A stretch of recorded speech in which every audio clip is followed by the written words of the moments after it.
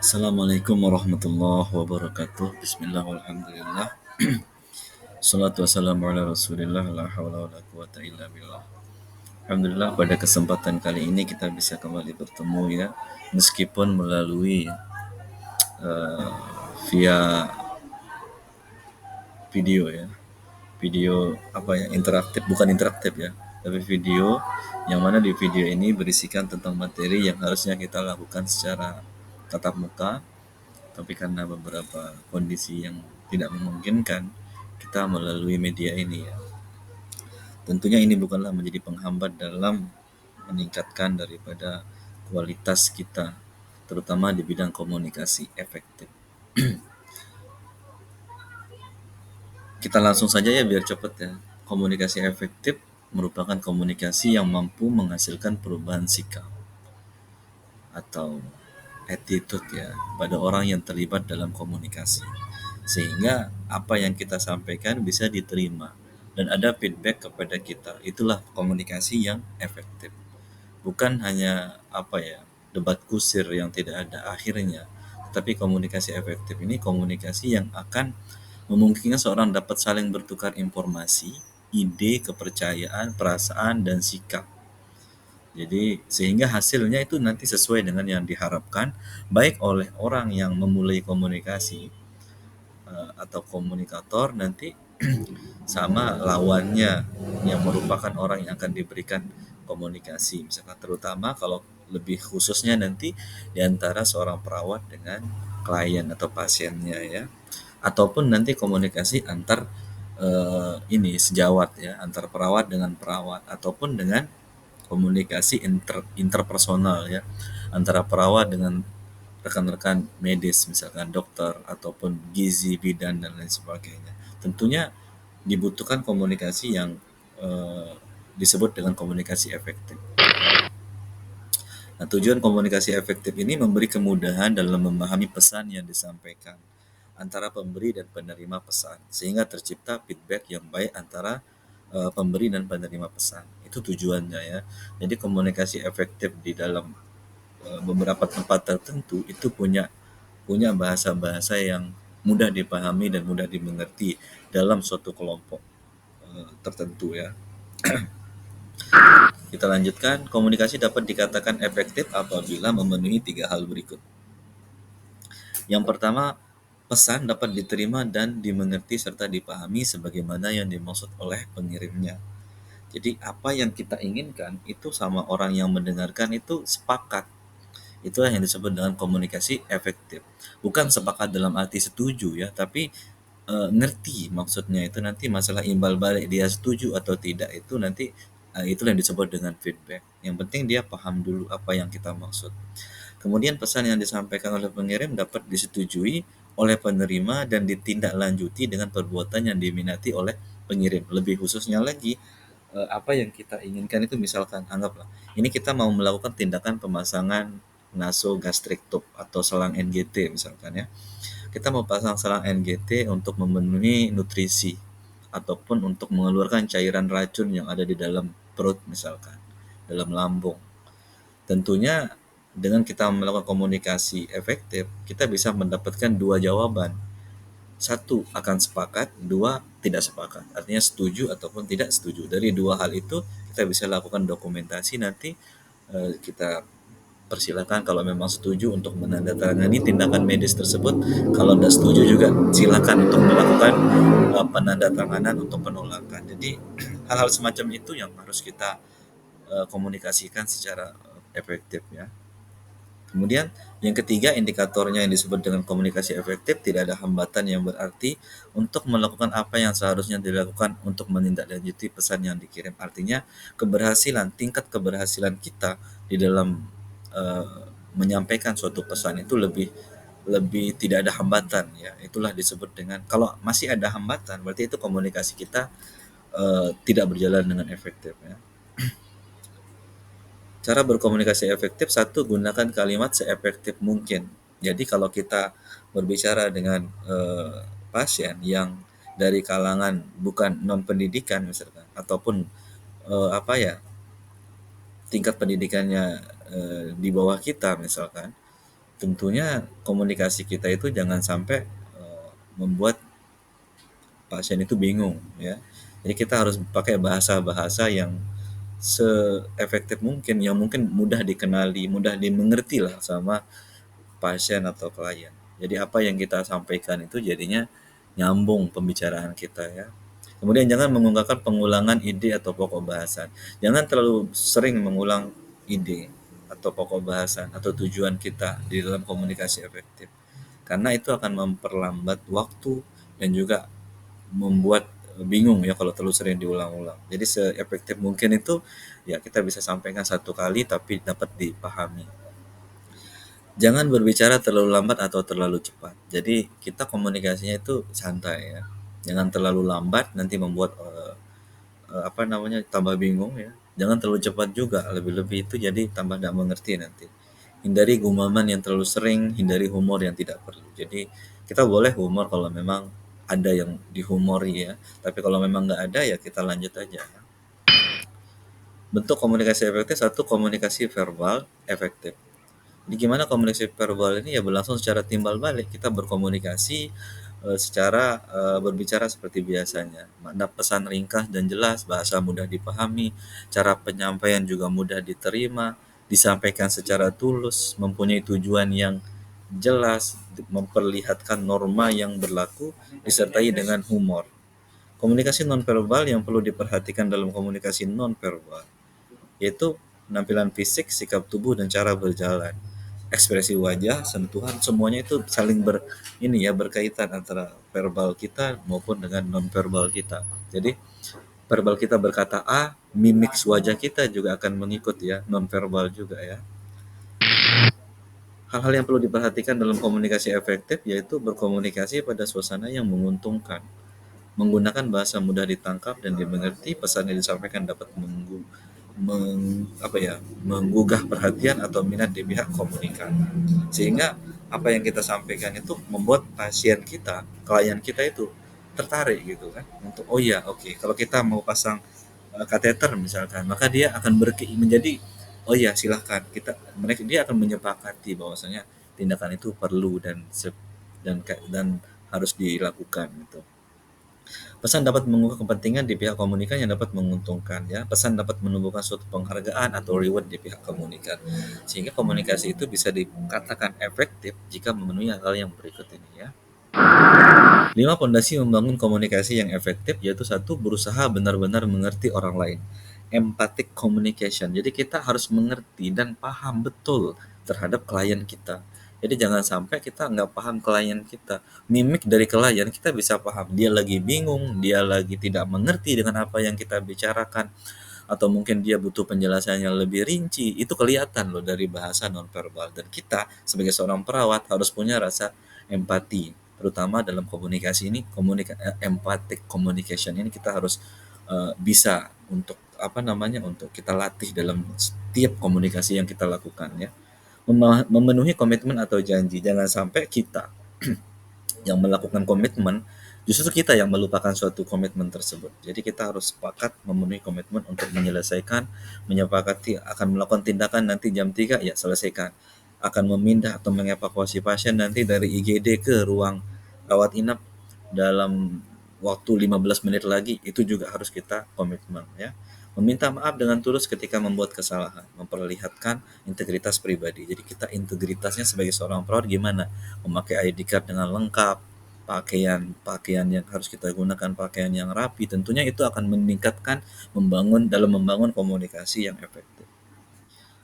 Kemudian ini ya, model SBAR. Jadi ada banyak sekali model komunikasi efektif lebih-lebih dari perawat ke perawat ya. Karena kita nanti tidak akan terlepas dari yang namanya piket atau sip-sipan ya. Tidak ada yang bisa bekerja 24 jam non-stop. Oleh karenanya pihak rumah sakit, pihak klinik ataupun instansi-instansi lembaga-lembaga pelayanan itu akan membuat jadwal piket biasanya ya. Ada yang piket pagi, siang, sama malam. Tentunya dari piket pagi ke siang nanti akan menginformasikan bahwasanya apa yang telah dia lakukan dan apa yang akan dilakukan terhadap seorang pasien. Dan komunikasi ini udah banyak modelnya, banyak caranya, salah satunya dengan model SBAR. Jadi kenapa model SBAR? Karena meningkatkan patient safety, artinya keamanan pasien itu ditingkatkan dengan model SBAR ini. di mana SBAR ini satu situation. Jadi kita kondisi terkini yang terjadi pada pasien kita laporkan.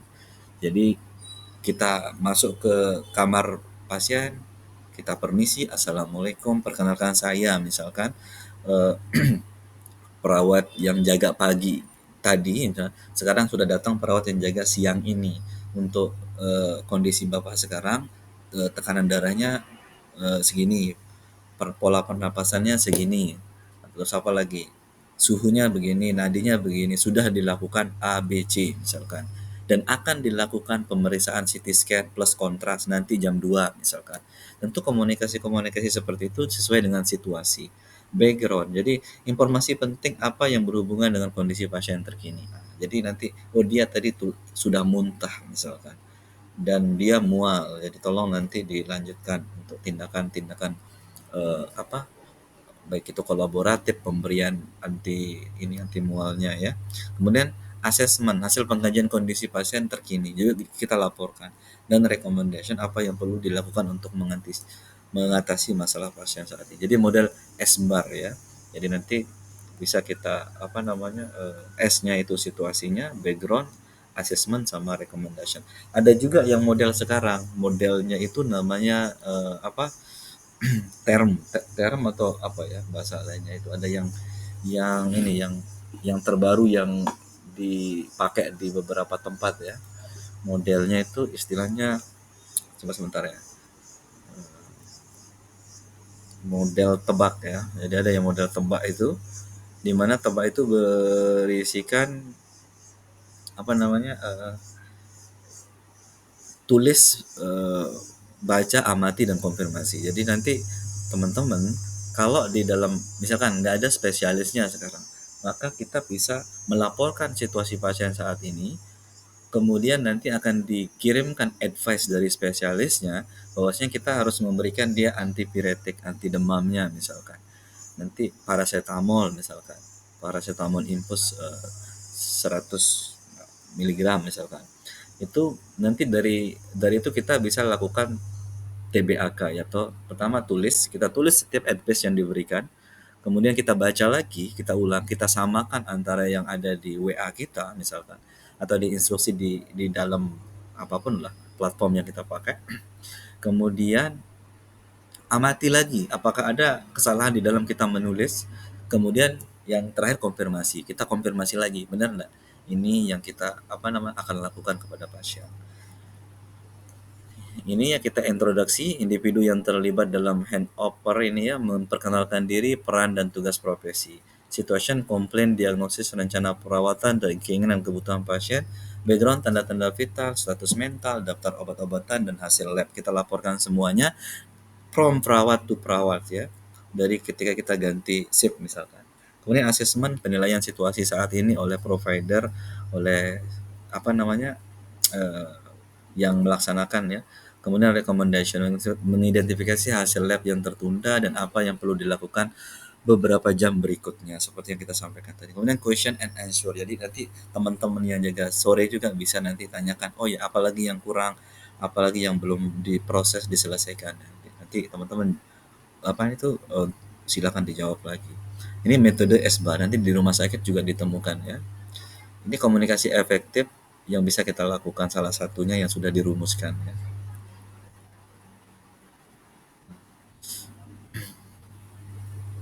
Kita harus mengembangkan cara komunikasi yang terbuka dengan pasien. Rumah sakit yang terbuka adalah rumah sakit yang lebih aman. Pasien dan staf perlu tahu bila mana telah terjadi suatu yang memungkinkan dan mereka dilibatkan dalam penyelidikan insiden. Jadi membuat suatu kebijakan keterbukaan yang aman. Jadi ini nanti lari ke apa, bagaimana komunikasi itu salah satu yang berpengaruh terhadap komunikasi kita nanti. Keterbukaan rumah sakit, keterbukaan semua pegawai rumah sakit, keterpaduan daripada masing-masing pegawai itu. Jadi jangan sampai nanti pasien nanya di mana ruang A, kita bilangnya nggak tahu. Tentunya orang akan berpikir gimana sih rumah sakit ini masa pegawainya nggak tahu tempat di mana ruangan A, B, C, jadi gitu. Itu justru akan, makanya setiap pegawai nanti diorientasi di masing-masing ruangan. Nah, kita harus hafal di mana tempat-tempat tersebut ya. Ini model rich, ada yang model rich dalam komunikasi efektif ya. Yang pertama yaitu respect, sikap menghargai setiap individu yang menjadi sasaran pesan yang kita sampaikan. Rasa hormat dan saling menghargai merupakan hukum pertama dalam kita berkomunikasi dengan orang lain. Jadi kita harus respect. Kalau kita tidak respect, orang nggak mungkin respect kepada kita. Ini syarat utamanya ya. Kemudian empati. Mirip-mirip dengan respect, empati itu lebih kepada kita mengerti apa yang mereka rasakan meskipun kita tidak larut. Kalau kita larut itu simpati ya. Tapi ini kita empati, kita ngerti, kita paham apa yang dia rasakan. Misalkan ada pasien yang skala nyerinya 3, padahal cuman luka sedikit. Luka agak parah ya, mohon maaf. Lukanya agak parah habis jatuh dari motor misalkan. Dan dia skala nyerinya cuma 3, dia cuma meringis-ringis sedikit. Ada yang hanya apa ya, kepentok meja misalkan, tapi nangisnya luar biasa. Sampai kita dapatkan dia skalanya nyerinya itu 6 misalkan.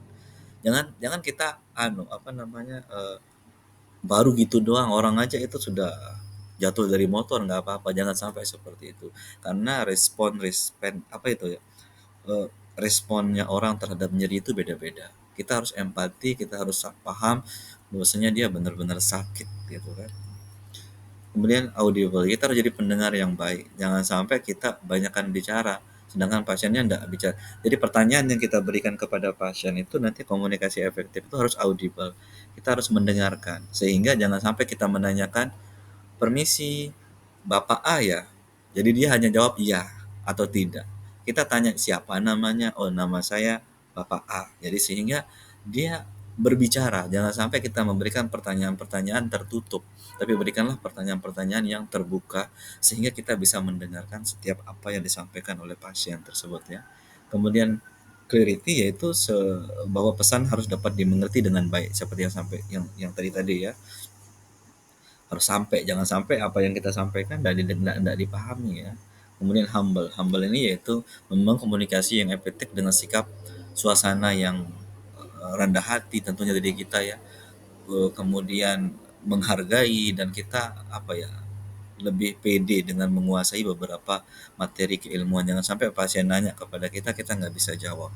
Dan suasananya juga lebih lebih santai, dia kita lebih sopan di sana ya, dan lebih terbuka. Mungkin ya nanti ini dapatkan seorang petugas rumah sakit yang tidak patuh terhadap standar prosedur operasional komunikasi efektif membunuh pasien. Ya, ini pertanyaannya. Dapat banyak sekali contohnya. Gimana contohnya ya? Kalau kita komunikasinya tidak efektif, tidak mampu menjelaskan prosedur, tidak mampu melaksanakan menjelaskan tindakan medis yang harus dilakukan. Misalkan dia ini baru selesai tabrakan, didiagnosis cedera otak berat, dan dia muntah darah. Tentunya dengan terus mengeluarkan darah dari muntahan, dari mulutnya, dari telinganya, dia akan terjadi defisit volume cairan, ya, kekurangan volume cairan. Dan dia harus segera dilakukan operasi trepanasi, bedah tempurung kepala. Tentunya kalau kita nggak bisa jelaskan, bisa jadi pasiennya menolak untuk dilakukan.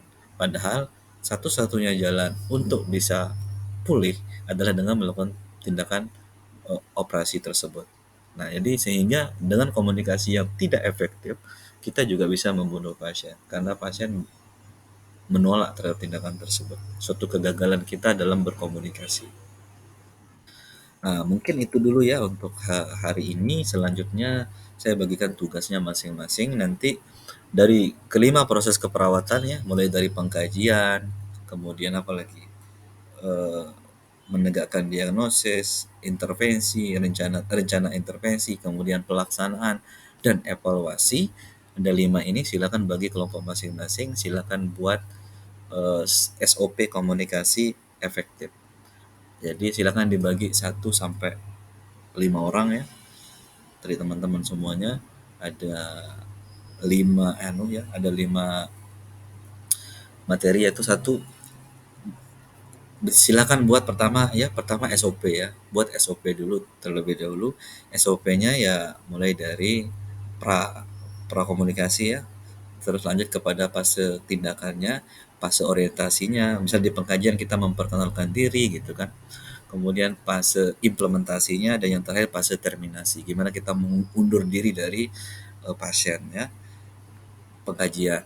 Kemudian nanti ada yang di bagian menegakkan diagnosis. Tentunya dalam menegakkan diagnosis kita eh, membaca hasil pengkajian tersebut.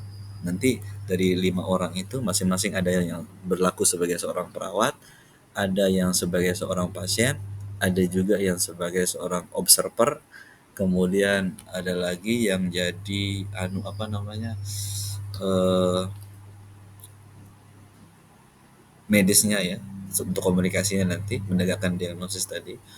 Dan tahap terakhir itu untuk dokumentasinya ya. Nanti ada yang mendokumentasikan. Tentunya dalam mendokumentasikan kita harus mencatat semua tindakan apapun yang kita lakukan.